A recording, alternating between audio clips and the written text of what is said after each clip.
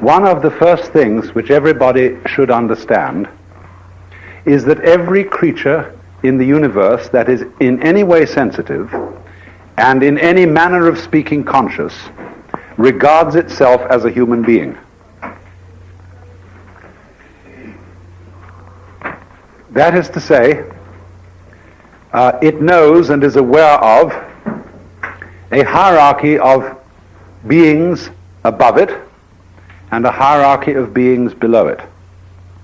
If you take such a tiny creature as a fruit fly, which lives only a few days, it is aware of all sorts of weird little animals and objects and spores floating in the atmosphere which we don't even notice unless we've got a microscope around, and very few people have. And it criticizes them as being inferior animals and all that sort of thing, whereas human beings are things that it doesn't comprehend. They're as much outside its intellect as a quasar is outside ours. And we see these far-off objects floating in the heavens, and we have only the vaguest idea of what they may be. Actually, we may all be some kind of atoms within the hair on somebody's nose in another dimension. And all these galaxies being the constituent elements. Who knows? But there is, I think, a fundamental principle that everybody must understand in order to know what is the meaning of the Tao, or the Chinese sense of the course of nature, and that is the principle of relativity. It's absolutely fundamental to an understanding of Taoist philosophy, relativity. That is to say that wherever you are, and whoever you are, and whatever you are, you're in the middle. You know, pig in the middle. That's the game. And you see, just in the same way as when you stand, say, on the deck of a ship, and you can see a horizon all around you to exactly the same distance. You're in the center of a circle, because your senses extend a certain direction, in all directions, and therefore give you the impression of being in the middle. Now, everything in the world feels like that. And also it has its own kind, which look natural to it. You see, spiders and hydras and sea urchins and so on don't look very natural to us. We say, well, I wouldn't want to look like that. But they say when they see us, well, what kind of an awful thing is that? And what a lot of nonsense it does. You see, if your dog watches you when you're typewriting, your dog looks at you and says, well, these human beings, especially cats, dogs have tried to catch on to human beings in a sort of a funny way, but cats look at you and think, you're out of your mind.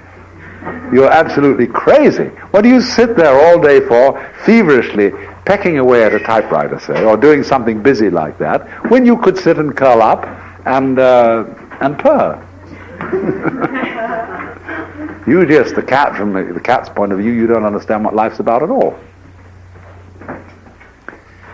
But all cats and cat company, cats in cat company, they feel that they are people. Because the definition of a person is where you look from. And of course that is the meaning of the very interesting Buddhist idea. You can only become a Buddha, that is to say, you can only become enlightened, liberated, aware of your unity with the universe from the human position. And Buddhism calls itself the middle way, because it is the way for someone in the middle, and that's everyone.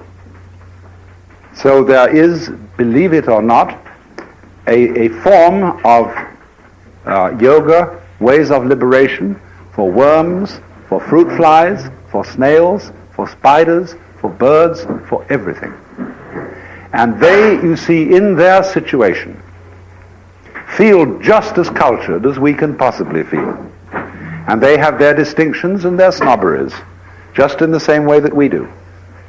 Because you see, they dig all sorts of things that we don't even notice. We think a person is cultured because they play the piano or the violin or they read poetry or they have a big library and they have paintings all around and they have a fancy house and so on, and we say, well, there's a person of culture, and we can see at once that this is really some rather elegant human being. But when you get down into the world of fishes, they have exactly the same thing.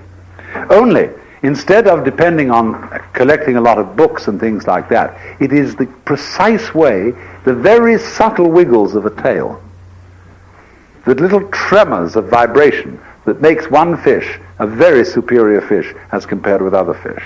And all the other fish look at that one and say, oh my, to be like that, what a genius. To be able to do just that little extra thing, see? Because they're very sensitive. Even airplanes in formation can't begin to do what birds and fish can do in their communal swirling dances that they do. Now, let me just interject something here that is rather important. Biological existence is such that you have to kill to live. And vegetarians have no way out because plants also are forms of life, and to the degree that they are aware, and they are aware to a certain degree, they think they're human. And when you chew up plants, you are making a very painful experience for cabbages and carrots and things like that, and you can't get out of it. And the only possible solution of the dilemma that we are in ethically, that we have to eat in order to live, that being is killing, the only possible solution to this dilemma is to reverence food and to cook it as well as possible and enjoy it to the full. There is no other ethical response that is in any way possible to this situation. And also, you must, as a human being, remember that you aren't the only pebble on the beach, that you belong just as much as the fish and the cows and the apples. You belong to a mutual eating society. And something in the end is going to eat you. Now, human beings are not as a rule eaten by large creatures. We've got rid of them, things like lions and tigers that chew up on human beings. There are not many of them around. We're eaten instead by tiny creatures.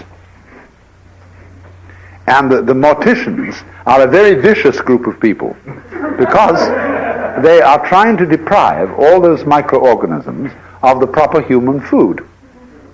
When they bury them in formaldehyde and encase them in concrete things with complicated bronze caskets, where instead of giving the worms a ball, they just do nothing. They just rot there, and become slowly more and more sort of attenuated and parchment-like, instead of continuing into the flow of the course of life, which is the proper thing to do, to make an act of respect to the earth from which you have gained all these the life, and give yourself back to it when you die.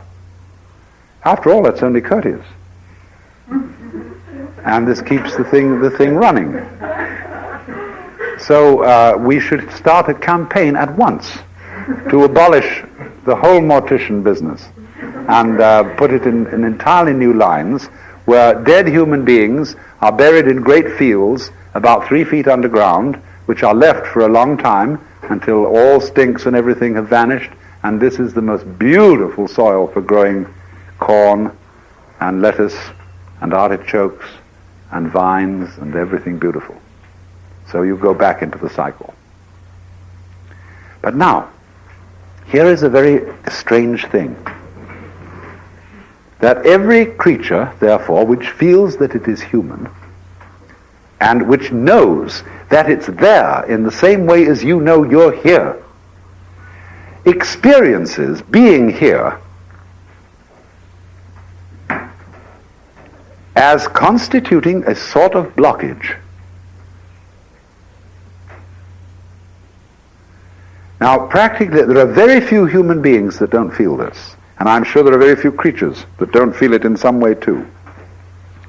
The sensation of a certain tension which constitutes the feeling of I-ness, of there-ness, of being here. Because after all, every creature is a particular form.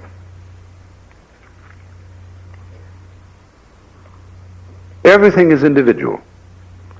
Not only you as a total organism standing here, but all the component cells of your body, each one of them has some sort of a feeling of its own. And it is individual. You can look at a microscope at the right level of magnification, and you can see that thing there with its own little life. And if you examine the stream of your blood, you'll find it full of all kinds of organisms that are having all sorts of conspiracies and games and plots and eating each other and doing these things that, like we do. Only we realize that we wouldn't be healthy as a total organism unless there were all these wars and fights and plots and politics going on between the various cells in our blood. But from their point of view, you see, they feel a little bit put out because they're being organized. And we're in the same situation because very slowly the human beings on the surface of the planet are realizing themselves into a total planetary organism with an electronic nervous system. You see, in science fiction, which was published round about the 1920s, it was always expected that future human beings would have enormous heads because they would have very big brains and they would be very wise. It didn't work that way. What happens is that the human race is building a brain outside its body. That is to say, an interlocking electronic network of telephonic, television, radionic communications, which is rapidly being interlocked with computers, so that you will, within a few years, be able to plug your own brain into a computer. You will have a little gadget here behind the ear, slightly like a hearing aid, and that will be integrated with your brain in such a way that you can plug in right here. That will only be an intermediate stage, because just in the same way as when we thought that all communications by electricity had to go through wires, and then we got rid of the wires and got radio and television, so in exactly the same way we'll eventually get rid of telephones and radio and television, and will communicate by some entirely new method that is at present called ESP. But that will mean that absolutely nobody has a private life anymore. Everybody will read automatically everybody else's thoughts. You won't be able to defend, you will have no defenses. Everybody else will see right through you. And some people will protest and say, well, this is terrible, there's no privacy anymore, that means there's no me. Well, that's what's happened to your own cells and your own neurons. And they objected that some time in the course of evolution, we're getting our private life taken away, we're being organized into a body. And we're doing the same thing. Only we have got to try and see if we can be clever about it. And that is to say, to do two things at once. To have this tremendous openness to each other, whereby I don't care if you read my thoughts, and you don't care if I read yours, but at the same time, nevertheless, each one of us retains a peculiar individuality. Almost in the same way as nothing could be more unlike a stomach than a heart. And nothing could be more unlike a kidney than a pituitary gland. And nothing could be more unlike intestines than a rib cage. You see, there's a lot of differentiation inside the body. Despite the fact that it is a completely an organism functioning altogether. So then the problem, though, as I said, is that for each individual, which is outlined, which is a separate thing, or rather, I would, instead of using the word separate, I would like to use the word distinct. Separate, as I use the word, means disjointed, cut off from. Distinct means a feature of something, where an absolutely distinguishable pattern is part of a larger pattern of a whole. So something can be distinct without being separate, in just the same way as back and front can be very different and yet inseparable. So then, there is then this sensation of practically every living being of constituting a center of tension and of resistance. That is to say, of being a little bit blocked, or shall I say, of being in the way, being in one's own way. Imagine the opposite. Let us suppose, for example, that you got up in the morning with a feeling of total transparency. There's no resistance in your organism to the external world. You just float through it. You're part of it, it's part of you, and just in the same way, for example, that when you see, if you see well, you aren't aware of your eyes. But if there's something wrong with your eyes, and you see spots in front of you, then you are looking at your eyes, and your eyes are getting in your own way. So the Taoist sage Zhuangzi says that when clothes fit well, you are not aware of them. When your girdle or belt fits properly, you are not aware of it. Good shoes you're unconscious of. And so in exactly the same way, the perfect form of man is unaware of himself, because he doesn't get in his own way. He is thus, in this sense, completely transparent.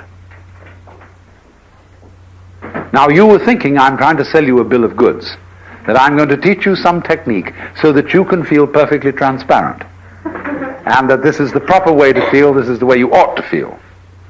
Now, it's not that simple. Point is, to begin with, if you do, in a really rather natural way, feel alone, and feel a little bit vulnerable, that you've got a soft skin, and you've got a weak heart, and you've got, all those ills that the human body is heir to going on inside you. Let's begin with that. Let's begin with the way in which we do, in fact, constitute a sort of block in the middle of things. And that fact we hurt a bit. And through hurting a bit, we know we're here. See, people go very often to extreme measures to know that they're there. I was in Mexico 2 years ago. I tried to find out what was really behind all the blood and gore in Mexican Catholicism. Why they love these pictures of Christ that are sold in the little shops, where he's green and his face is contorted with horror and blood pouring down and a crown of thorns with the longest, spikiest thorns you ever saw, all sticking in, and these crucifixes where they have carefully modeled sores on them and all that kind of thing. And then at Guadalupe, these girls kneeling, walking for a mile right down the avenue to the altar in that thing. What is it all about? Why, the answer is quite simply, if you hurt, you know you're there. And this is part of the whole meaning of penances and all sorts of trials that people go through, and all kinds of adventures, and all sorts of very, very difficult massage experiences and so on, is that as a result of this, it becomes quite apparent that you do truly exist. You are there. You are a kind of an obstacle to the flow of life. And as life impinges upon you, whammo, you rebound and you hurt a bit, and so you are there. Now then, although people cultivate this, they say in general it would be not that way. we'd like to forget ourselves. And so ever so many people say, well, I want something to lose myself in. I want something to belong to. I want to join a religion where I can sort of feel that I take part. I mean something. Or I go to the movies to forget myself. I read a mystery story to forget myself. I get drunk to forget myself. Because the peculiar quality of the drug called alcohol is that it turns you off. It makes you increasingly insensitive to pain and to being and so on, so that you can get a certain vague sense, a rather misty sense of floating. When Gurdjieff had a boy he was training, he was making him wait table one evening, and he suddenly, before dinner, filled him with an enormous amount of vodka. And the boy went around all evening in a sort of floating state. And Gurdjieff said to him afterwards, now listen, when you can feel like that naturally all the time, you've learned my discipline. But here it is. So as things stand, one ordinarily doesn't feel that way and therefore takes alcohol or something in order to disappear, in order to feel less this sensation of resisting the world. Do you know, if you study your body and its dynamics, you will find that you are fighting all the time. Most people are, some aren't, but most people are fighting the external world all the time. My friend Charlotte Selver often tries an experiment where she makes a person lie down on the floor and says to them, now look, the floor is solid and it will hold you up. You don't have to do anything to stay where you are. Just lie on the floor. And then she looks at the person, or may touch them slightly, and say, do you realize you are making all sorts of efforts to hold yourself together? Because you are basically afraid that if you don't do that, you will just go bleh and disappear into a kind of formless goo all over the floor. But you won't, you see? Your skin, your bones, your muscle tonus and everything is all there naturally, and it will hold you together. There's nothing to worry about. And all you have to do is lie on the floor. And you don't have to make any special efforts to stay together. But very many people are afraid that they will fall apart or somehow disintegrate if they don't make efforts to hold themselves together, or else that they will be disintegrated by some outside agency if they're not constantly on the alert like this, all around, you see, to protect themselves. Now,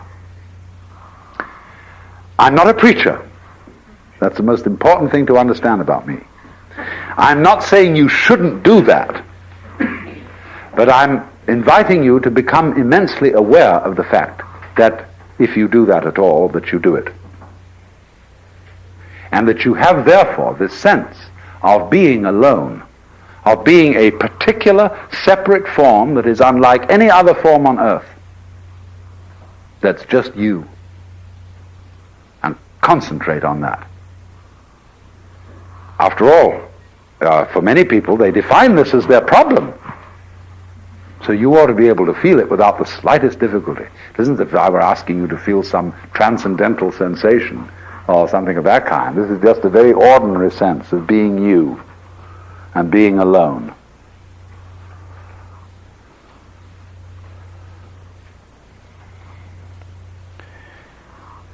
Now, as you focus on that sensation of distinctness, we'll even call this one separateness, because we have been brought up to feel separate. We have been brought up to feel actually disjoined from the external world, although that is pure mythology and doesn't exist at all. You're as much part of the external world as a whirlpool is part of a stream. But we're brought up not to notice that. But if you've been brought up that way and you don't notice that you're as much part of the world as a whirlpool is of a stream, you feel this intense separateness. The thing to do with all feelings that you don't like is to experience them as deeply as possible. and go into the inmost depths of loneliness, and indeed, let us say, the inmost depths of selfishness. Are you selfish? You know, lots of people try to pretend they aren't. And say, well, I try not to be, but I guess I don't succeed all the time. And so Krishnamurti, you know, is a very devil because he always roots it out. He shows all the people who are very good and have the highest ideals and who are doing everything, that they are really doing it for the same sort of motivation as other people are robbing banks. And only they're giving it a name so as to conceal it better. See, that's like culture. Culture is a way of more cleverly concealing the fact that you have to eat. See, like the Queen of Spain, who in the days of the 1860s came on with these enormous skirts and floated into the room. And you know, was sort of coming on like she was an angel. And somebody, when they were first invented, gave her a present of beautiful silk stockings, a dozen pairs, and sent them to the Queen. And Her Majesty's Chamberlain replied with a letter returning the stockings and saying, Her Majesty the Queen of Spain does not have legs.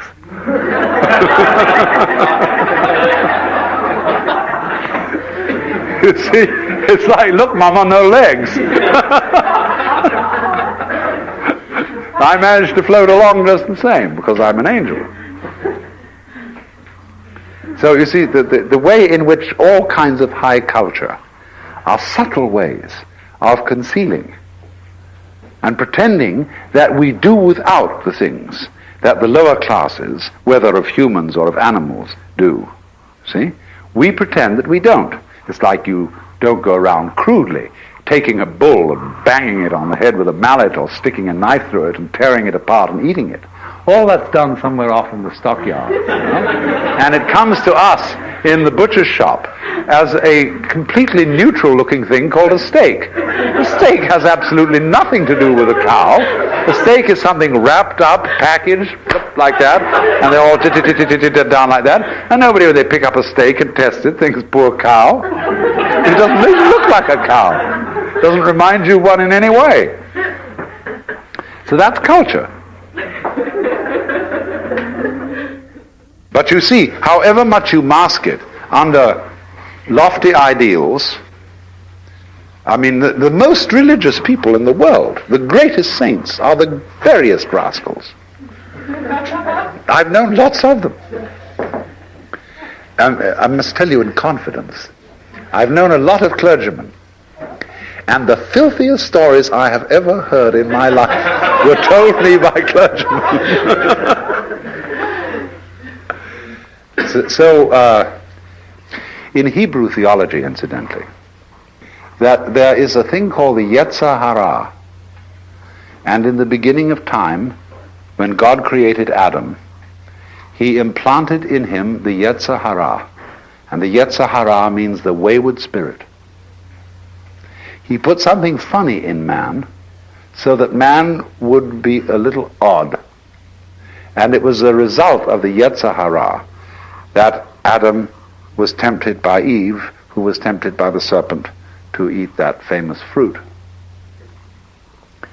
But the Hebrew believes that everything that God created is good, including the Yetzer Hara.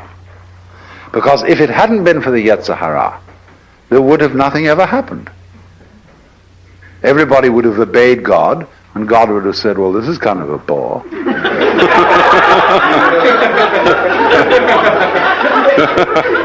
And so, now, but you see, you can't just get up to someone and say, disobey me.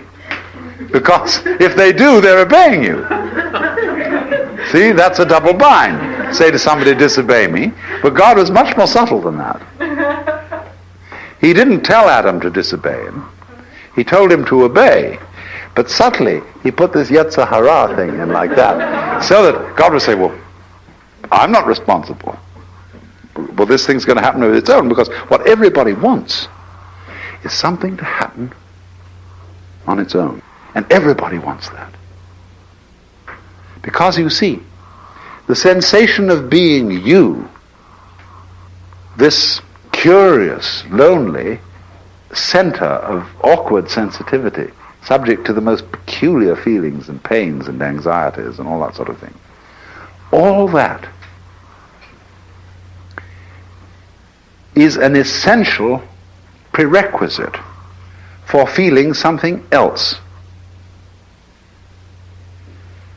These two experiences go together. If you want, in other words, if you want to be omnipotent and you want to live in a universe where nothing happens except exactly what you will to happen. In other words, you say, I would like to be God, if you think that's the way God is. And everything is therefore totally under my control. Everything is absolutely transparent to my intelligence. I have no problems. There are a lot of people coming on like they think they've attained this state. Well, that's a lot of bunk. Nobody wants to be in that position. Because there wouldn't be anything to it. Because once everything is under your central control, well, just nothing is happening. It's a bore from beginning to end. So what anyone or any being whatsoever who has a sense of centrality, who has a sense of selfhood, who has a sense of identity, that sense of identity is inseparable from something else going on that is defined as not being me, as not being under my control, and that may jump at any time. It might even eat me.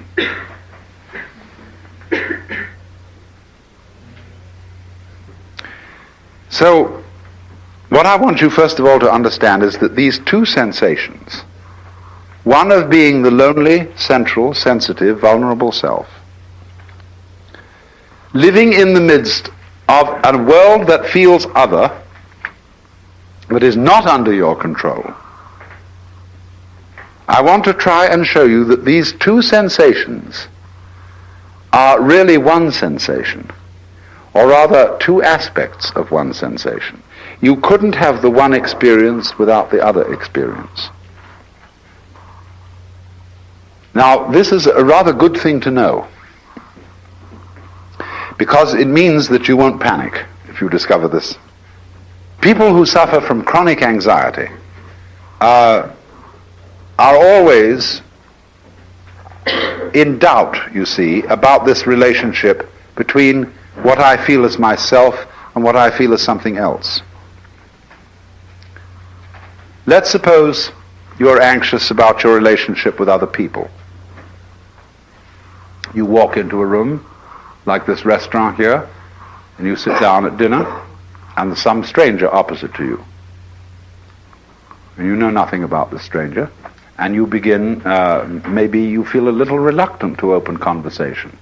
You don't know what kind of whether this person is going to be sane, or some kind of a crackpot, or some kind of a awful stuffy square, or you don't know what it is. So you start fencing around a little, but you get the feeling, you see, of, now I better watch myself, because I do, after all, want to make a good impression. I don't want to make an enemy. So you watch yourself, and this is a funny thing then begins called self-consciousness.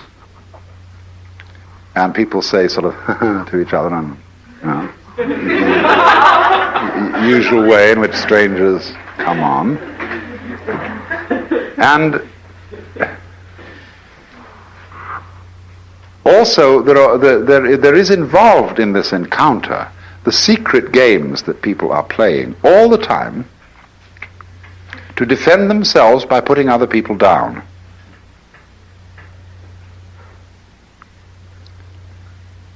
This is really a very wicked game, but every living being, if the truth be told, is a manifestation of everything that there is in what we call God in old-fashioned language. Every human being is. And every one, as I look around, I can see every one of you as the divine being coming at me in a different way. Crazy. But the thing is that what we do is to try and prevent people from realizing that this is so, by pointing out to them in the most subtle ways their limitations. And seeing if we can phase them. Put a person off a little bit. Make them uncertain. Make them unsteady. It's like all sorts of games that you can play where if a person wavers, he loses. But people play that with each other all the time. And the reason they do it is not the reason they think. It is that if everybody were perfectly clear that they were a manifestation of the divine being, nothing very much would happen. But so as to keep everybody a little bit unclear about it, the whole thing bugs itself and creates these little doubts.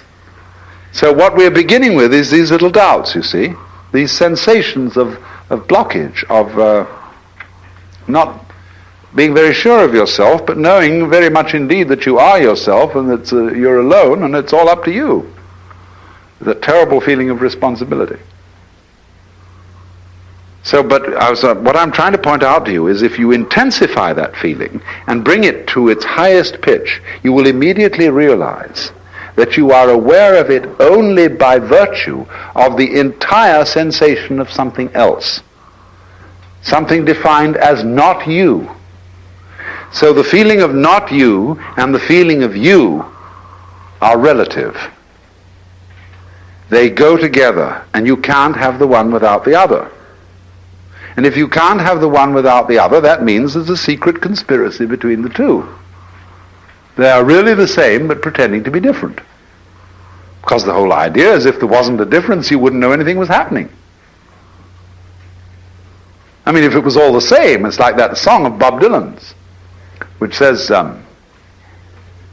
something like, well, I'm just like a guy like you. I'm just like anybody else. No use me talking to you, because you're just like me.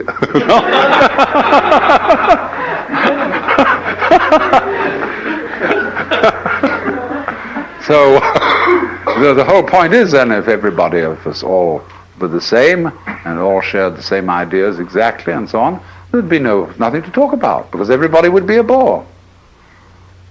There'd be just yourself echoing back at you, you see. And you'd feel like a madman in a hall of mirrors, where everything you went was just yourself, you see, in all directions, just you. Well, that's no fun. But you may think that I'm speaking in favor of some kind of schizoid, pluralistic universe. No, the whole point is this, that difference and every kind of variety of differentiation is the way through which unity is discovered. I mean, this business about vive la petite différence is very important.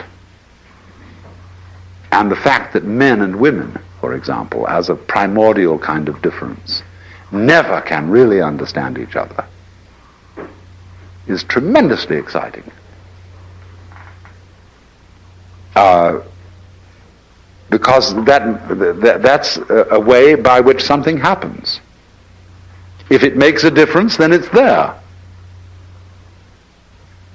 If it doesn't make a difference, it doesn't matter. And what doesn't matter doesn't exist, because it has no matter.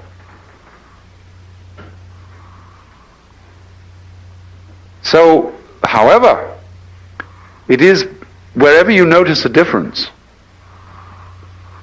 the difference has two sides. What it is and what it's not. And these two sides, since you can't have the one side without the other side, they're really one.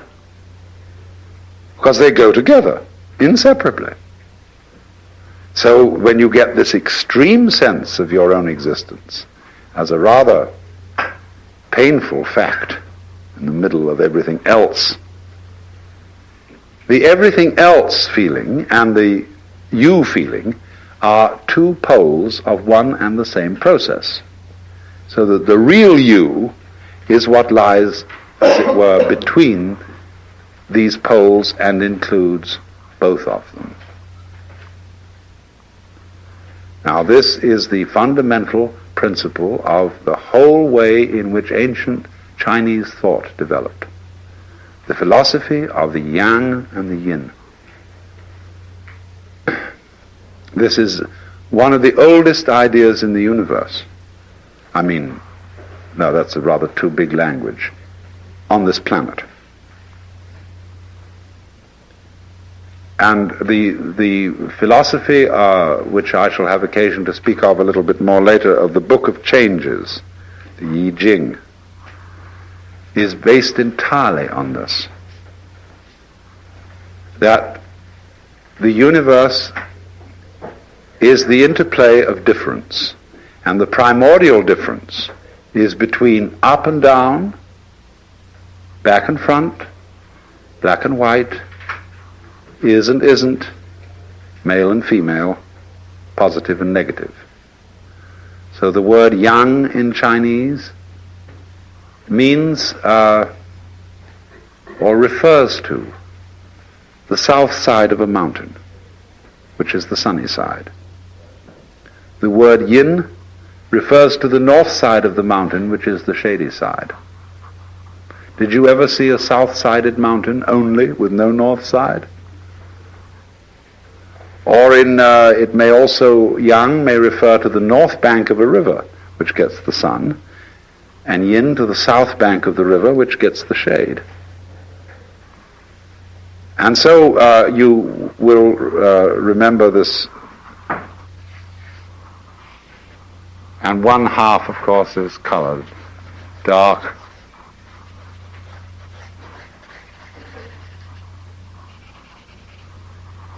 As it were, two fishes interlocked, and they are chasing each other.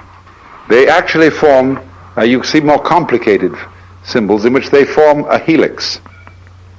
This is a helix. And the spiral nebulae are shaped this way, in the form of a helix. And this is the position of man and woman making love, fundamentally. Where I'm trying to get inside you, and you're trying to get inside me, and we're trying to get into the middle of each other, but there's somehow or other a difference, and we can never quite get there.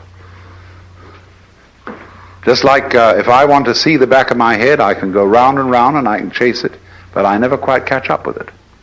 But that's what makes everything work. It is said in the Vedanta Sutras that the Lord, the Supreme knower of all things, who is the knower in all of us, doesn't know itself in the same way that fire doesn't burn itself and a knife doesn't cut itself. So nothing to God, even, you see, would be more mysterious than God. Do you know somehow how you surprise yourself? For example, when you feel your own pulse and you suddenly feel this life going on in you, which you're not willing. Or there are all sorts of ways in which you can, say you have the belly rumbles, and you didn't intend to have the belly rumbles, and suddenly it happened, or you had hiccups. And now, are you having hiccups or not? Is this something you're doing? Or is it merely something that's happening to you, as if it was raining and the rain was happening to you? This is a very debatable question. Consider breathing. Are you breathing, or is it breathing you? Well, you can feel it either way. You can decide to breathe and feel that you're breathing in just the same way that you walk when you want to. On the other hand, when you forget about breathing altogether, it still goes on. And so it seems to be something that happens to you. Which is it? Do you grow your hair, or does your hair just grow by itself? What enables you to make a decision? When you decide, do you first decide to decide? Or do you just decide? Now, how do you do that? Nobody knows, you see. When Zhuangzi tells the story that one philosopher asked another, how can one get the Tao, which is the power of nature, so as to have it for one's own? And the other philosopher answers, your life is not your own. It is the delegated adaptability of Tao. Your offspring are not your own. They are the outputs of Tao. You move, you know not how. You are at rest, you know not why. These are the operations of Tao. So how could you have it for your own? And that's a funny thing then. We can experience ourselves through and through as something that just happens. Look at it this way. If you feel your body, your skin, the solidity of you, and regard what marvelous eyes you have, which are the power which generate light and color out of all these electrical quanta in the external world, and these ears, these beautiful shells that you wear on the side of your head, with their little spiral bones, the cochlea inside, you know, all that. It's marvelous. But you don't feel responsible for this. You don't know how it's made, if it is made. But it's you. That's what you are. That extraordinary pattern. Beautiful, gorgeous, wonderful arabesque of tubes and bones and cartilage and myriads of interconnecting electronics and nervous systems and everything wonderful. See, but the point is, most people don't own this. They don't say, this is me. They say, well, it's some kind of very clever machine which the Lord God made out of his infinite wisdom and put me in it.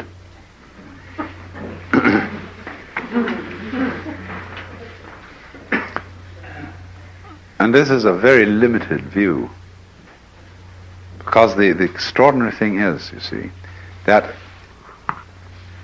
this is you. This extraordinary, marvelous goings-on, see? But you can feel it, all of it, as if it was just happening to you. But if you want to feel it that way, then you've got to go the whole way, and you've got to feel that your decisions just happen to you. And that the thing that you call yourself, to which things happen, is just something that happens. See? You don't know how you manage to be an ego, how you happen to be conscious. That just happened too. So happenings happen to a happening. So you can feel yourself completely irresponsible, like that, see? There's nowhere. Or, when you get that way, that's a very interesting road to run. But you can try the other way. You can extend it and say, now look here. If I really am my eyes, and although I don't understand them, I mean, that is to say, I can't describe it in lines, in words, this is me. It's an extraordinary thing, but it is. Well, I don't understand how it happens. But then, you see, that's the whole point. As I made a little while ago, that the very Lord God himself doesn't understand how he happens. Because if he did, what would be the point? There'd be no mystery. There'd be no possibility of surprises. That's why there has to be Yang and Yin. Yang is bright, and it understands everything. Yin is dark, and damned if she'll be understood.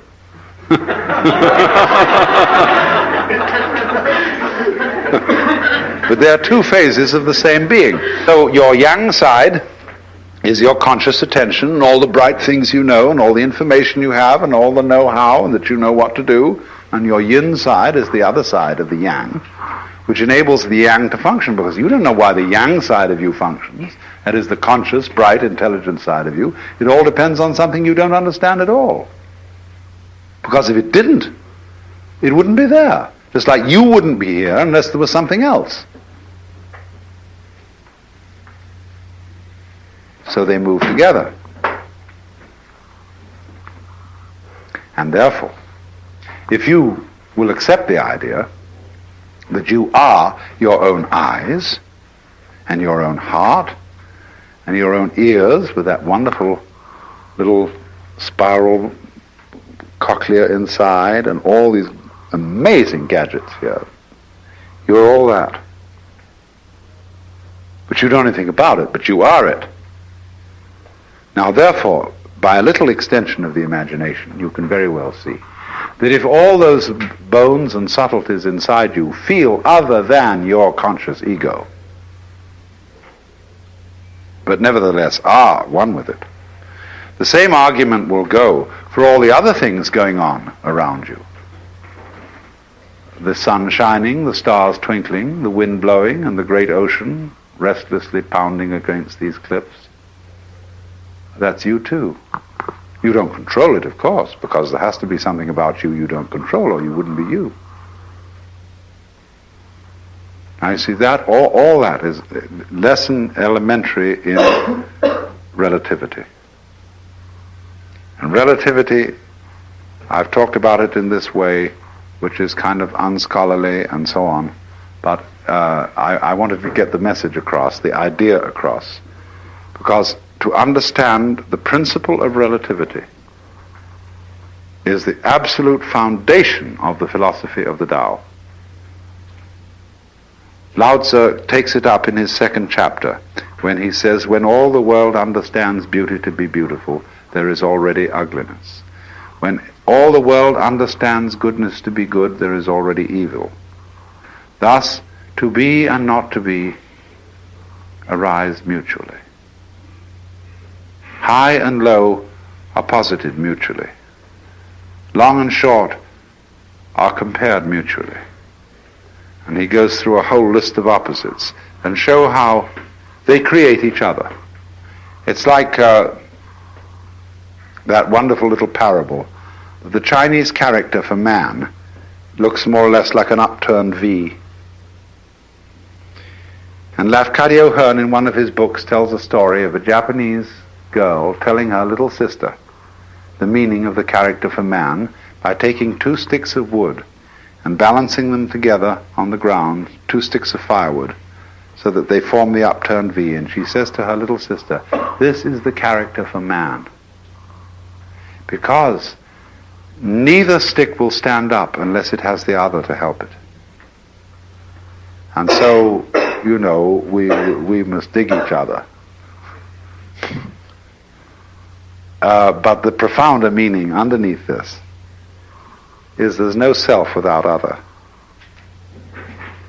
And no man, and don't forget, get back to the original point, every creature in the world feels it's a man. I don't mean a male, but a human.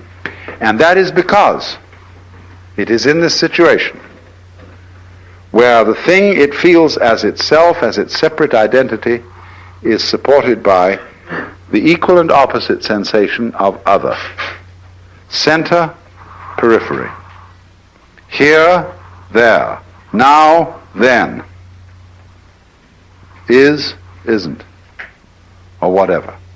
These two are the yang and the yin, the 2 poles that hold each other up. So the Zen poem says, when misfortune comes, treat it as a blessing. When fortune comes, treat it as a disaster. Once upon a time, there was a Chinese farmer who lost a horse, ran away. And all the neighbors came round that evening and said, that's too bad. And he said, maybe. The next day the horse came back and brought 7 wild horses with it. And all the neighbors came around and said, why, that's great, isn't it? And he said, maybe.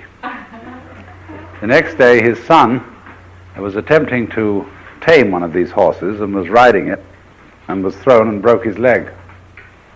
And all the neighbors came round in the evening and said, well, that's too bad, isn't it? And the farmer said, maybe. And the next day the conscription officers came around looking for people for the army, and they rejected his son because he had a broken leg. And all the neighbors came round that evening and said, isn't that wonderful? And he said, maybe.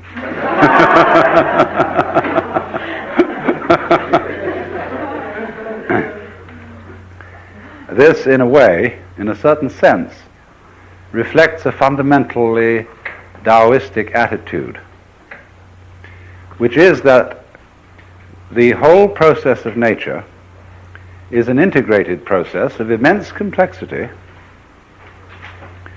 and it is really impossible to tell whether anything that happens in it is good or bad, because you never know what will be the consequences of a misfortune, or you never know what will be the consequences of good fortune. I know a woman who was quite happy until she inherited $2 million. And then she became absolutely miserable because she was afflicted with paranoia that everybody was going to take it away from her, especially the government.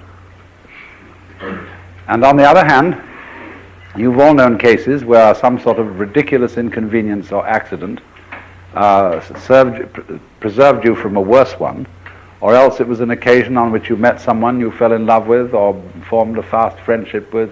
You never know what is the chain, the pattern, the connection between events. And it is for this reason that the Taoist has been critical of two things. One, of words, and two, of interference. He criticizes words because among the Confucians, who were always literary people, they had a thing going called the rectification of names. Now, I have to introduce this by a little observation about Confucians in general, because they have their positive and their negative side, but their negative side is their rather exclusive interest in matters literary. In the history of Chinese civilization, no kind of really scientific advance came through Confucian studies, because they were scholastics. That is to say, a scholastic is one who knows what's in the book and believes what the ancient texts or the ancient scriptures say, and he studies them and becomes proficient like a rabbi or a Christian theologian. But mystics are not interested very much in theology. All mystics have been interested in direct experience. And therefore, although you may laugh at them as mystics and say they are not scientific, they are empirical in their approach. And the Taoists, being mystics, were the only great group of ancient Chinese people who seriously studied nature. They were interested in it from the beginning, and their books are full of analogies between the principles of the Taoist way of life and the behavior of natural forces, of water, of wind, of plants and rocks. In many, many passages, Lao Tzu likens the Tao to water in the fact that it doesn't resist, and yet nothing is stronger, in the fact that it always takes the line of least resistance, that it always seeks the lowest level which men abhor, and many, many things are said about water, many things are said about plants, many things are said about the processes of growth, about wind, how wind plays music with all the orifices and openings in nature and blows through them and brings out their particular hum. So it was, strangely enough, from the Taoists that Chinese people developed as much science as they did develop. But you know, they never developed anything like Western technology. And this is because, or in part because, there are many, many reasons, some of them purely geographical. But one of the reasons why the Chinese did not go on to develop an advanced technology had to do with names, and it had to do with a certain attitude to nature. Now, so far as names are concerned, the Taoists always laughed at the idea of the rectification of names. Because they said, now look, when you compile a dictionary, you define your words with other words. Now, with what other words are you going to define the words with which you define the words? So as to be sure you've got them straight. I remember when I was a small boy, I wanted to write a book which would preserve forever the fundamentals of human knowledge. And so the first thing I wrote down in it was the alphabet. And then I scratched my head as how I would write down how to pronounce each of these letters. And I tried to spell out in letters how to pronounce letters, not realizing, of course, that this was a completely vicious circle. You have to have something, in order to understand words, you have to have something else.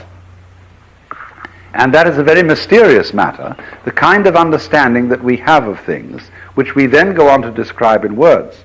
And one realizes how much one learns as a child, especially from other people, which is never explicitly stated.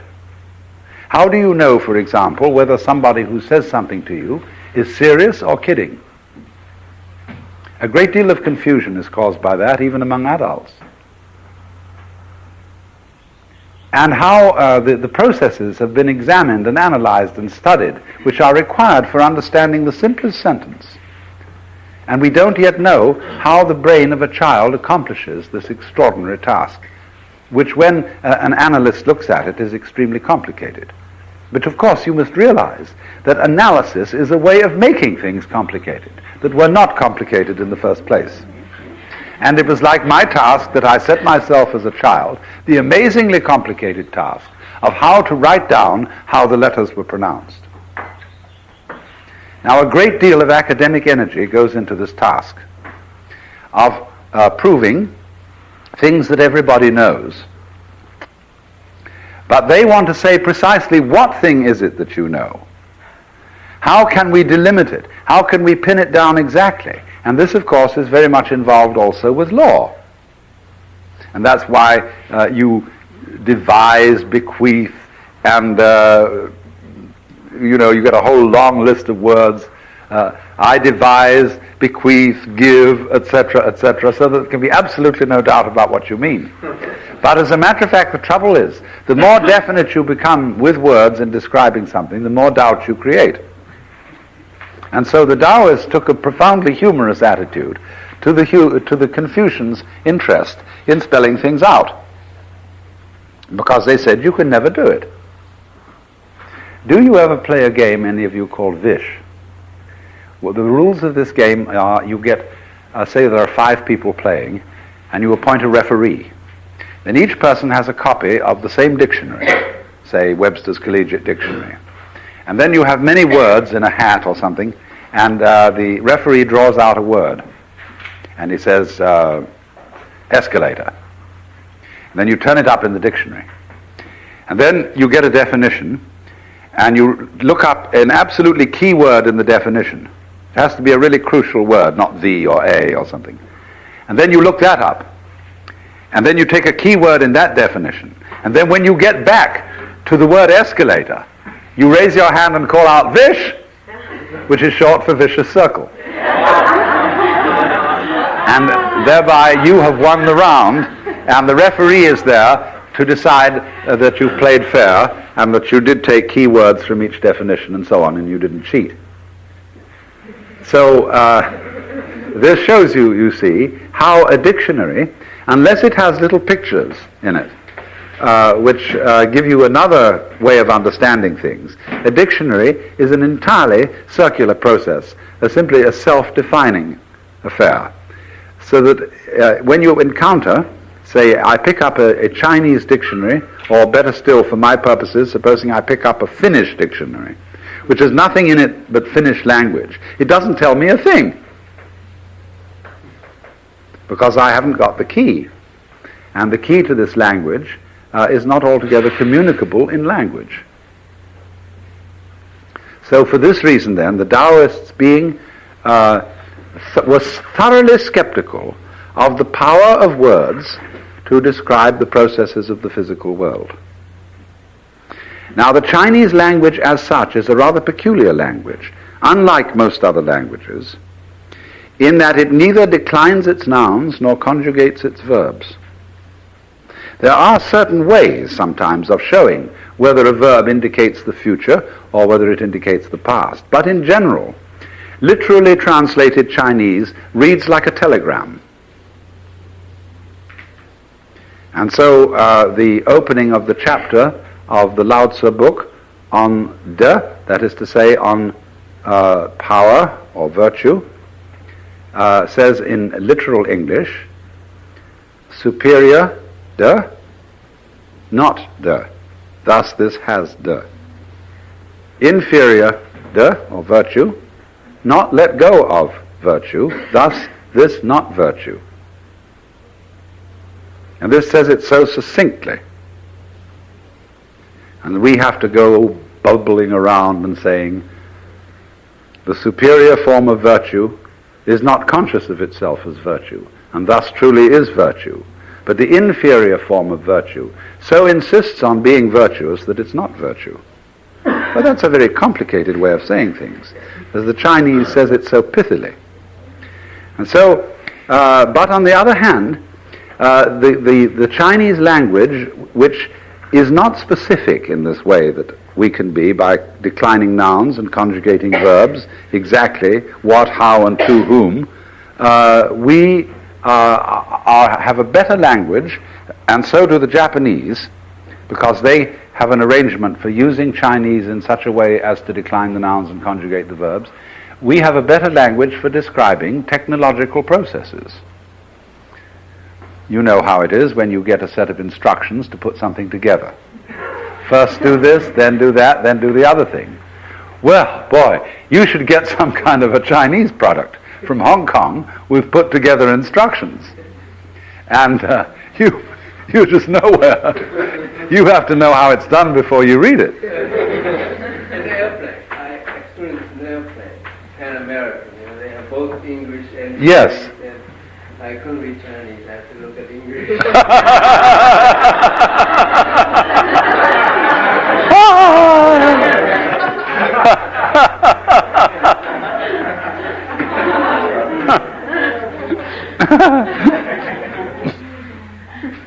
So, you mean on these sort of emergency instructions? Yes, yes.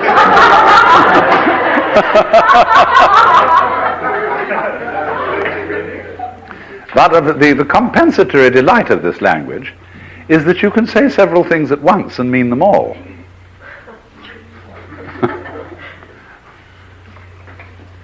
And, however, the point now that we go on to is the second one.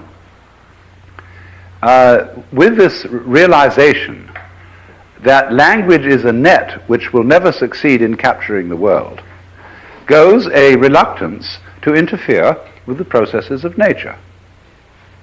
Because what you think may be a good thing to do may be good only in the short run. It may turn out to be disastrous in the long run.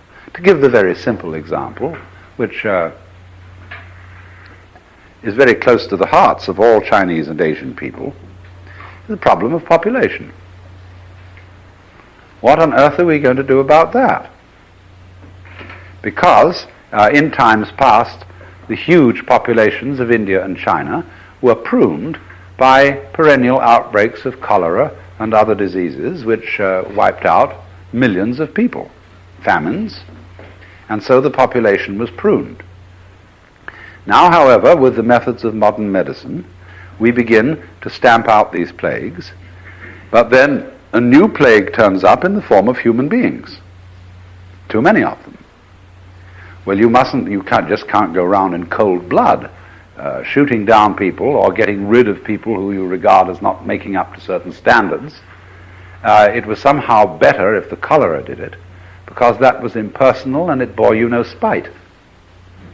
But when human beings have to decide to get rid of each other, then there's real trouble. So a Taoist would be on the whole inclined not to interfere with the course of events, because he feels that they are of a complexity so great that he, with his verbal interpretations, because all that we call scientific knowledge is a verbal interpretation of what's going on, and a certain selection of things that we call good and a selection of certain things that we call bad. Well, he feels that he doesn't really know in terms of words whether a given event is good or bad. He may feel badly about it, but he may feel that this is the proper and appropriate way to feel in such circumstances, and that it will go over. It will pass. For as Lao Tzu said, the fierce gale does not last the whole morning, nor does pelting rain go on all day. Maybe he hadn't lived in Big Sur, but still in general. Then he goes on to say, if heaven and earth cannot keep up these things for long, how much less can mankind? So this then is a basic attitude in Taoist philosophy, which goes by the name of Wu-wei. And that is this. That means Wu, that means negative. And Wei. Wei means doing, interfering, busyness,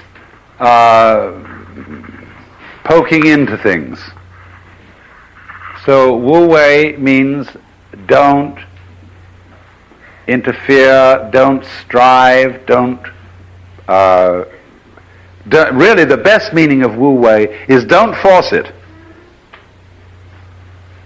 As when, for example, you're opening a lock and the key doesn't seem to turn. If you force it, you'll just bend the key. So what you have to do is jiggle, pull back and forth, jiggle, jiggle, jiggle, until you find the place where the key turns. And that's Wu-wei. Wu-wei doesn't mean total passivity, because you see, on the other side of the picture about interfering with nature, is that you must interfere. There is no way of not interfering. Even when you look at something, you interfere with it.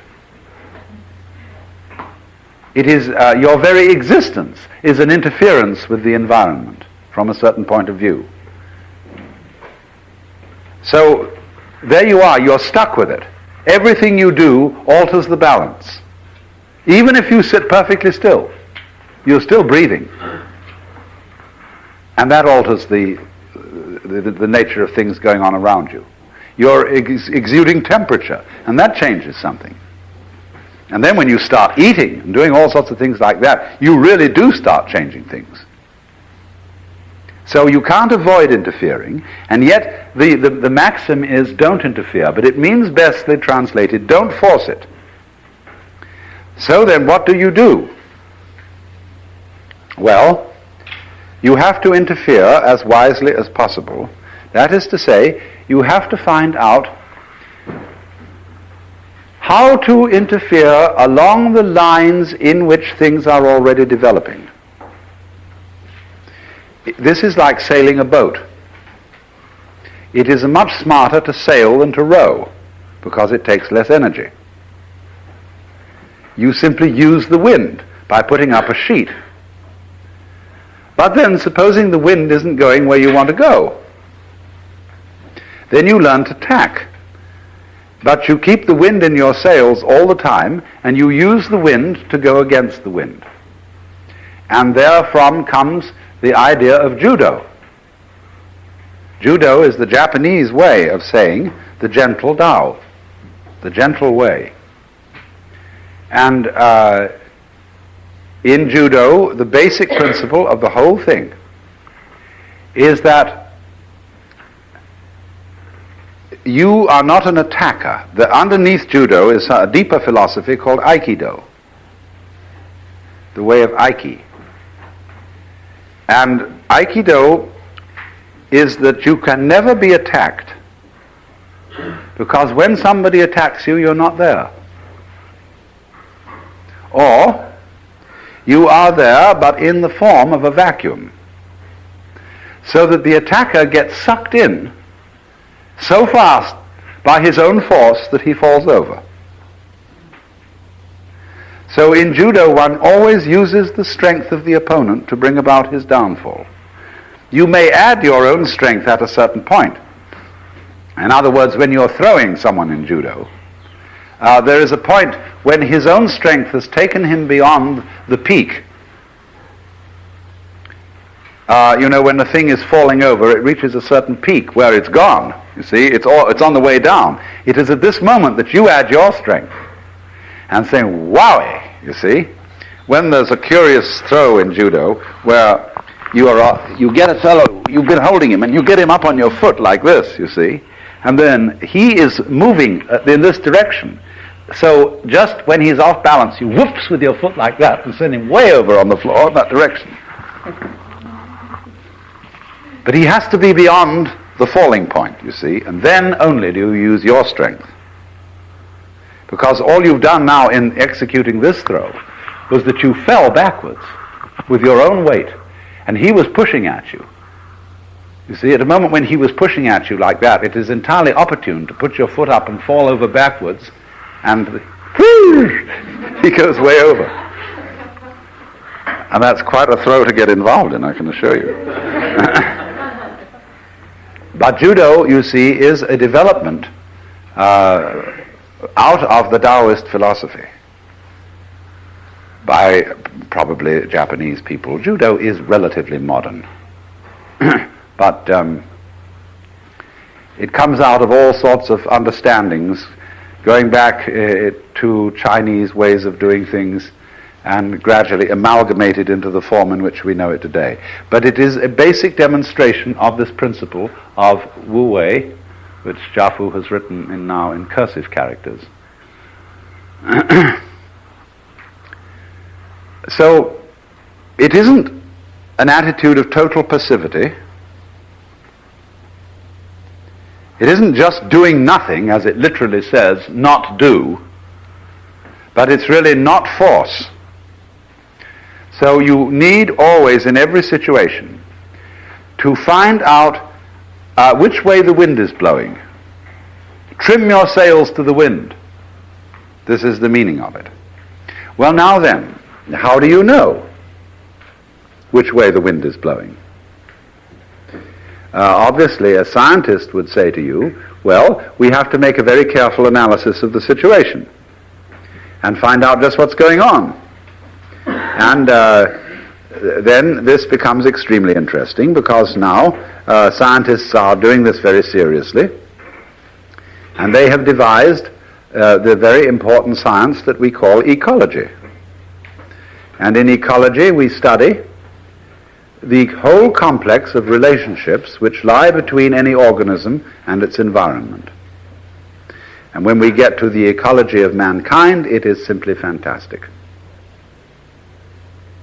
When you study, for example, the ecology between man and the world of microbes, and you try to decide what are good guys and bad guys among the microbes, how to get rid of the bad guys without getting rid of the good guys, and then realizing you need some of the bad guys, otherwise the good guys fall apart. And some of the killers we use are on the level of medicine, very much like what DDT is on the level of agriculture. It's too indiscriminate, and it gets too many of the good guys along with the bad guys. But you become after a time very doubtful as to the precise definition of a good guy and a bad guy. Because you see, every group, every species has to have an enemy. That's part of the whole mutual eating society arrangement of life. If you don't have an enemy, then you start multiplying too much. Nothing prunes you. Then you start getting in your own way, because there are too many of you. You start eating up all your own supplies of foodstuff. Also, you get soft. You're not on the qui-vive. You develop flabby muscles, because you never get involved in a fight. And so gradually, the successful group fails. The group which managed to obliterate all its enemies will fall apart. But that's the way things run. And the question is, you see, can we run the human race without awful bloodshed and murders and tortures and all that kind of thing? Can we somehow introduce a new kind of gamesmanship as a substitute for war. Also, you get soft. You're not on the qui-vive. You develop flabby muscles because you never get involved in a fight. And so gradually, the successful group fails. The group which managed to obliterate all its enemies will fall apart. So, what are we to do about that? See, part of the whole joke of present-day international politics is that the United States, in order, with its vast prosperity and enormous facilities for living the lazy life, must have an external enemy to get excited about. And so, even though the Cold War is in a way total nonsense, and everybody who's in the know about anything knows it, that, for example, an atomic war between Russia and the United States would simply end the human race. But the populace has to be kept bamboozled. And we keep fighting wars like in Vietnam in order to keep everybody excited and in order to make a fracas and to give the soldiers practice. It's a horrible business. But that's the way things run. And the question is, you see, can we run the human race without awful bloodshed and murders and tortures and all that kind of thing? Can we somehow introduce a new kind of gamesmanship as a substitute for war? It's the same thing in business. Exactly. If you wipe out your competitor, then you have no reason to produce anything but a lousy product. And then you may make lots of money because you wiped out your competitors, you've got the whole market. And then you've got this money, what you going to buy with it?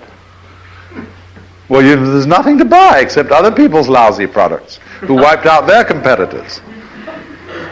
Or who cheated the public by packaging the thing to look elegant, but it was nothing inside. That's all you've got to buy. So naturally, if you're a success in General Motors, you go and buy a Rolls Royce from England. Or you go and buy a Mercedes from Germany, because there happen to be better cars.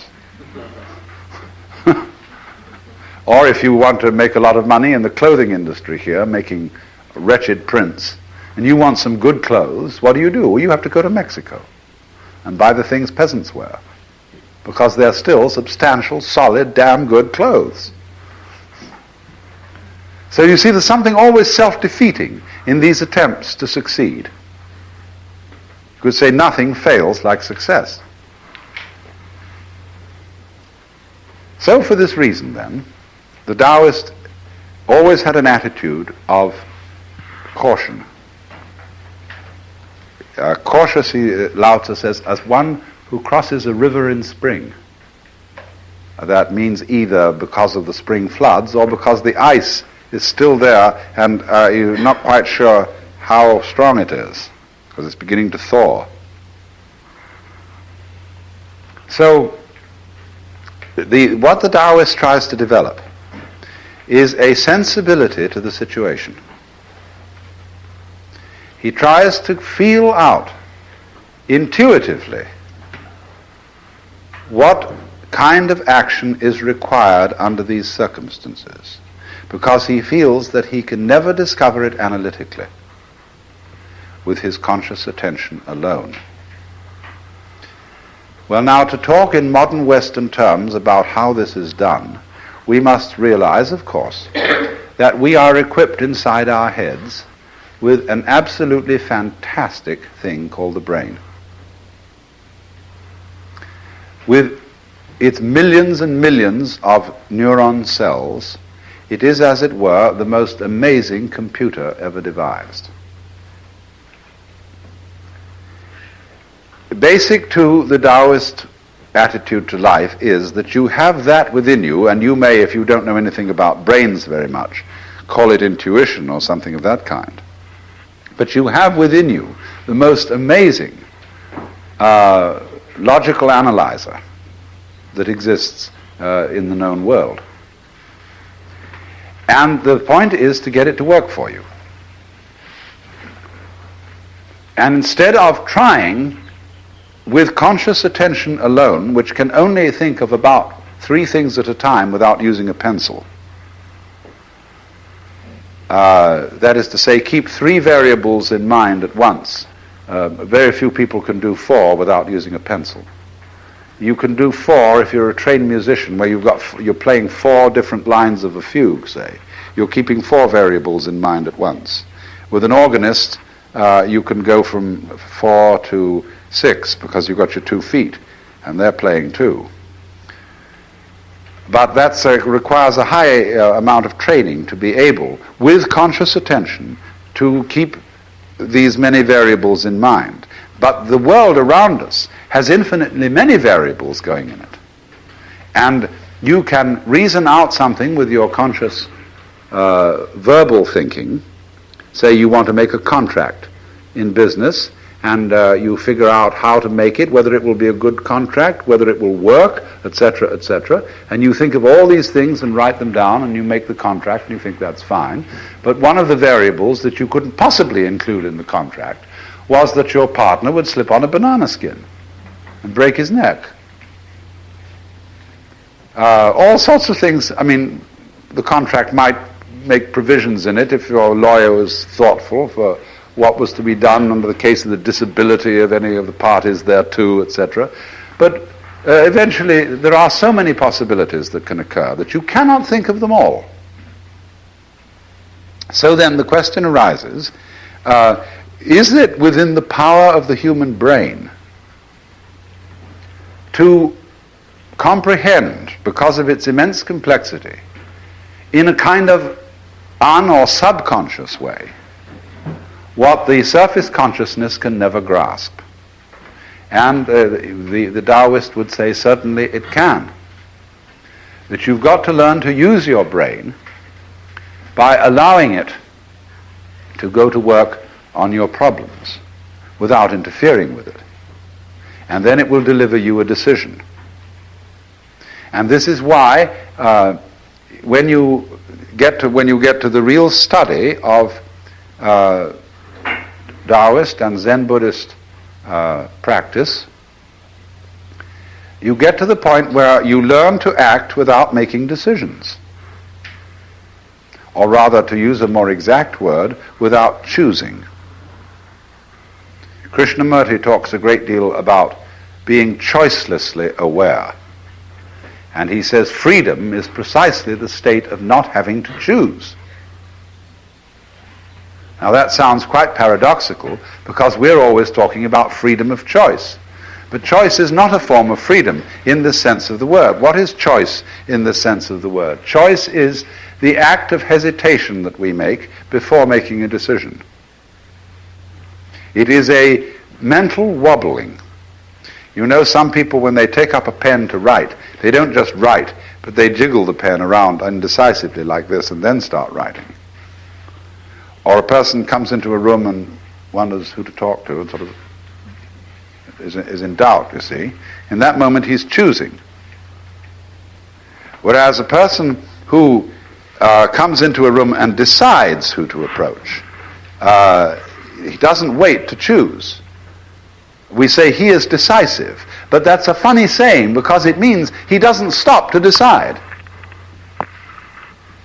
So in the training in Zen Buddhism, which is simply a Buddhist extension of Taoism, Zen Buddhism arose out of the marriage of Buddhism and Taoism in the 5th century AD. And over the following centuries. So they have a way of training you so that you always act without choosing.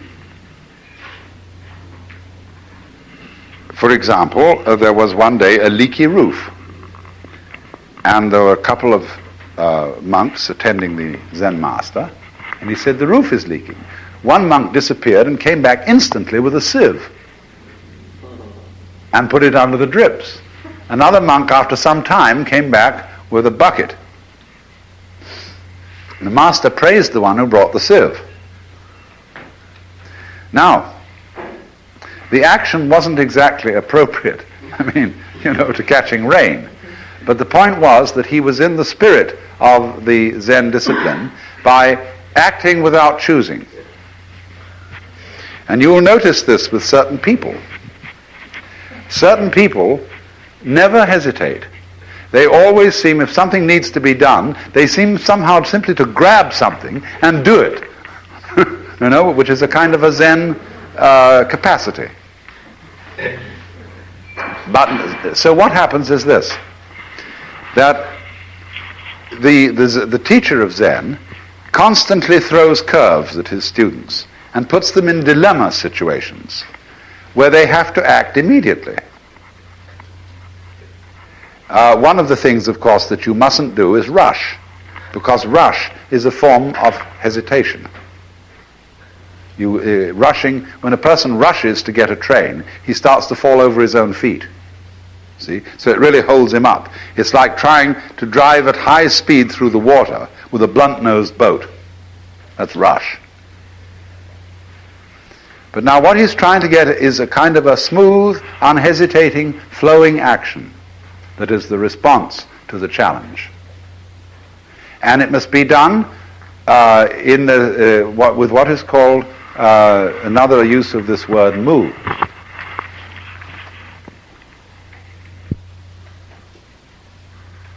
This is called Wu-nyan in Chinese or Munen in Japanese. And this word, nen, is composed of the character meaning now and the character meaning mind, heart, shin. And so it has the meaning of a thought, but especially for us, it is well translated by the psychological term blocking. You're blocking, you say to someone, when they hesitate, when they dither, when they stop to choose. So the attitude of Munen or Wu-nyan is the unblocked mind,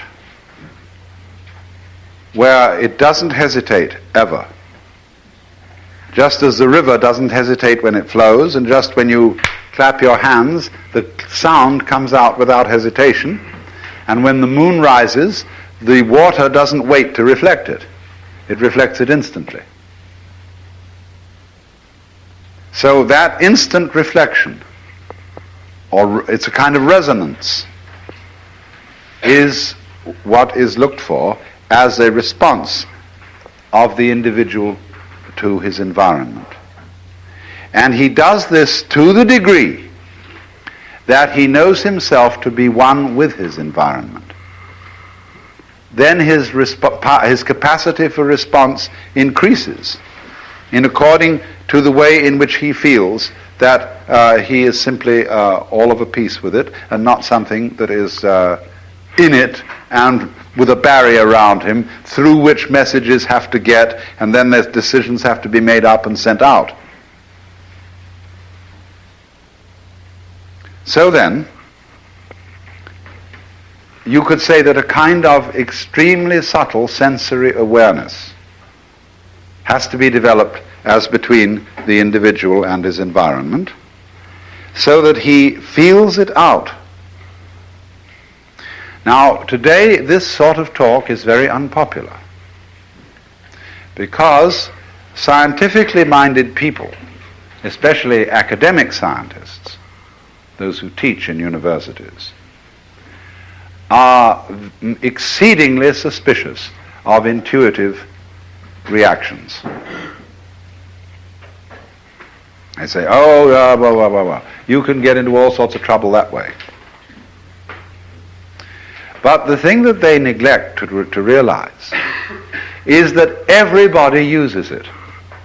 Even the most meticulously careful, analytical, rigorous, sound scientist uses intuitive judgment after a certain point. Why? Because you may accumulate data forever, and you may decide that this is on the whole, and taking all due things into consideration and procedures having been worked out, that this is the right thing to do. Why do you decide then? Mostly because time's up. and somebody's pressing for a decision, or else you are bored to death with bringing in data, because you never know how much data you need to make a certain decision. And therefore you may go on collecting data till all is blue, but in the last analysis you'll work on hunch. And so much is actually in the end decided by flipping coins. And the pity of flipping coins for making decisions gives you only two choices, heads or tails, one way or the other. The Chinese have a more subtle way of flipping coins. They have a method of a 64-sided coin to flip, so that instead of just heads or tails, there are 64 possibilities of coming to a decision when you don't know what to do. This is called the I Ching, or the Book of Changes, where the symbols of Yang and Yin, that is to say, for Yang, a straight line undivided, for Yin, a line broken in the middle. There are 64 ways of combining 6 of these lines in a hexagram. And so there is a complex method when you have to make a grave decision for tossing. You do it by tossing sticks or coins, and it gives you one of these 64 figures. Now, if you are very wise and have studied the Book of Change for a long time, you don't need to use the book. You just look at what the figure is, and you can tell what it means. Because you see, these figures are made up of each 6 hexagram figure is made up of 2 threefold components.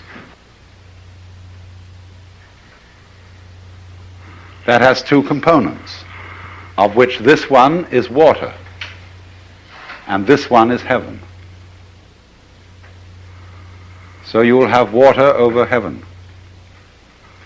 And a person very skilled in the interpretation will feel out the meaning of water over heaven. But actually, if you are not so skilled, there is the book. And for each of these hexagrams, the book has an oracle. And it tells you in curiously vague and yet curiously precise terms the meaning of this hexagram. And then you, in the light of your own situation, make up your mind what it's saying to you. In the light of the problem that you've raised, the question that you've asked, the decision that you had to make, you will find invariably that these 64 choices are one of them, or indeed all of them. But you have to pick one of them because you are, after all, tossing a coin. But it has some peculiarly appropriate thing to say to you under your circumstances, and it's just like having a conversation with a very, very wise old gentleman. And you must realize that today in Asia, this book is still widely used for making business and political decisions, although people who are westernized wouldn't let on, perhaps, that they use it.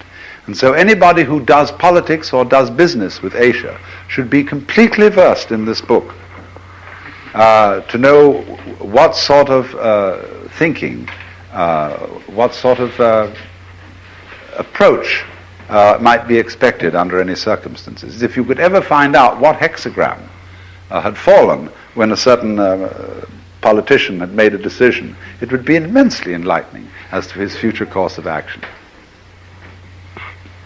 In the same way, for example, in dealing with Hitler, our strategists, I don't know if they did, should have been students of astrology,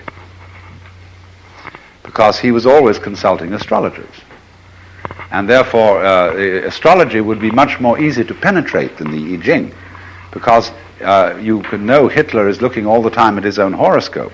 Well, we have access to Hitler's horoscope, and so we know what he's thinking about it. But you don't have access to what hexagram Mao Zedong threw when he decided to do something or other. So it's a little bit more subtle.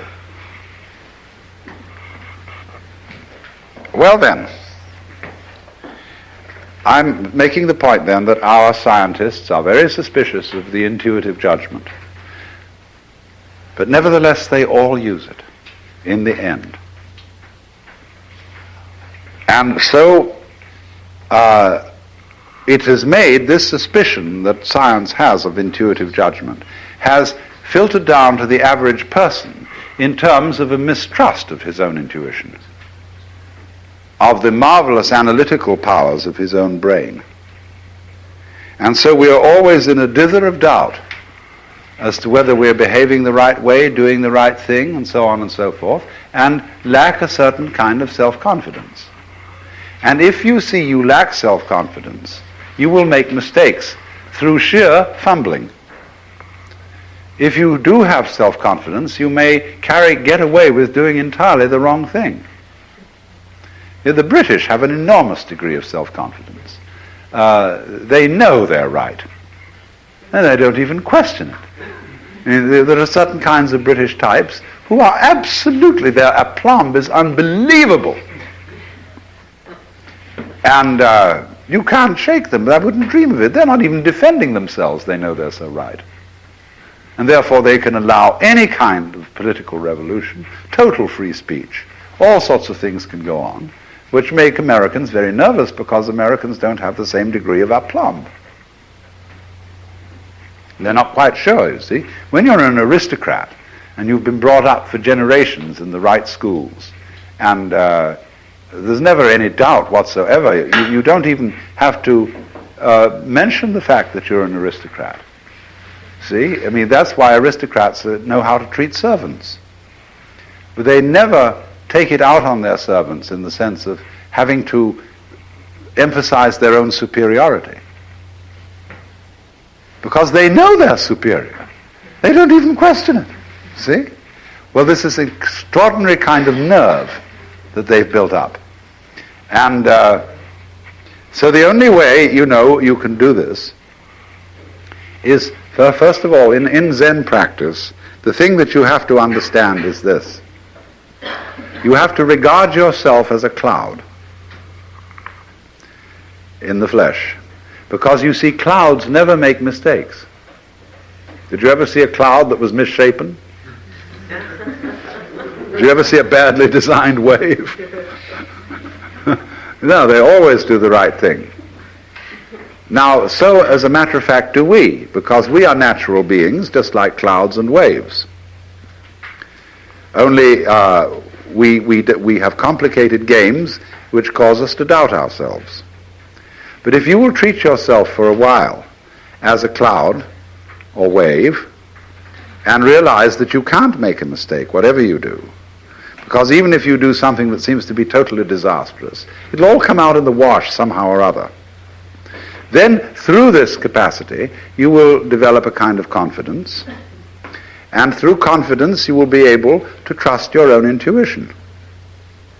Only the thing that you have to be careful about is, and many people who have not understood Zen properly fall into trouble here, is that when they take the attitude that I can't possibly make a mistake, they overdo it, which shows that they don't really believe it. So a lot of people come on and say, well, in Zen, anything goes, you're naturally with it anyway, you are a Buddha anyhow, and I'm going to prove I'm a Buddha anyhow by breaking all the rules. And so you put on the weirdest, filthiest clothes, and you go and steal things, and all kinds of things like that. That's overdoing it. That shows that you haven't learned. You're overcompensating. Because before you were told to do this, do that, and the other, and watch, and be self-conscious and nervous, and so on. And so you just go to the other extreme. But this is the middle way of knowing it has nothing to do with your decision to do this or not. Whether you decide that you can't make a mistake or whether you don't decide it, it's true anyway. That you are like cloud and water. And through that realization, without overcompensating in the other direction, you will come to the point where you begin to be on good terms with your own being and to be able to trust your own brain. But at that level, you are supra-personal. That is to say, when you realize that you stand here as a body, it's as if you see there was, according to certain cosmological theories today, a primordial explosion which blew up and created the universe. And you know how it is when you take a bottle of ink and you throw it at a whitewashed wall, smash like that, and it goes splat all over the place. There's a big blob in the center. And then as it goes out, it gets all sorts of little curlicues and wiggles. So you see, the cosmic explosion is still happening. It takes a long time from that big essential bang for the whole thing to go whoosh. It takes billions of years for it to happen. And it's still happening. And we're the little curlicues out on the edge. See? And we're connected. We are part of the central explosion that originally happened. That, in a certain sense, is in you. You're still manifesting it. You see? So, when you consider yourself as a physical being, consider this hand. It is very ancient. Just like you pick up a stone. You say, how old is this stone? Well, scientists will say, well, it's about, comes from the Pleistocene age, and it's probably, 4 million years old. But then you think, well, wait a minute. You mean 4 million years old? Where did it come from? What was it before it was a stone? Well, it was something or other. And that goes back, you see. So everything you touch, including yourself, is incredibly ancient. Goes back to the very beginning of time. So if your mind awakens, you suddenly see all your friends sitting around you looking incredibly ancient. I don't mean in the sense of old and haggard, but like angels, like eternal beings, who were always there from the beginning.